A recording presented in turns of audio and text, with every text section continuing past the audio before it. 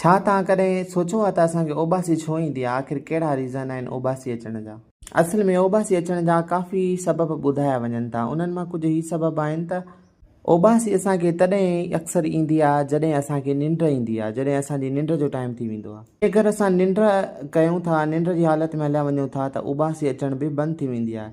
मगर जॾहिं असांखे उबासी बि अचे ऐं असां पोइ बि जाॻणु चाहियूं, निंड न करणु चाहियूं त पोइ असांखे उबासी बार बार अचणु शुरू थी वेंदी आहे। इन जी वजह इहा आहे त असां निंड ईंदे बि कुझु देरि ताईं जाॻणु चाहियूं त पोइ असांजे जिस्म खे अलर्ट रखण जे लाइ, यानी फ्रेशनेस रखण जे लाइ असांजो दिमाग़ु असांखे उबासी ॾियारींदो आहे त जीअं घणी अमाउंट में ऑक्सीजन जिस्म जे अंदरि अची सघे ऐं घणी कार्बन डाइऑक्साइड जिस्म खां ॿाहिरि वञी सघे ऐं एनर्जी ठही सघे, ऐं असांखे कुझु देरि जे लाइ निंड खे स्किप करण में मदद मिली सघे। यानी असांजे जिस्म खे निंड फिटाइण जे लाइ एनर्जी ऐं अलर्ट रहण जी ज़रूरत हूंदी आहे, ऐं असांजो मूड तॾहिं फ्रेश थी सघे थो जॾहिं असांखे घणे अमाउंट में ऑक्सीजन मिली सघे।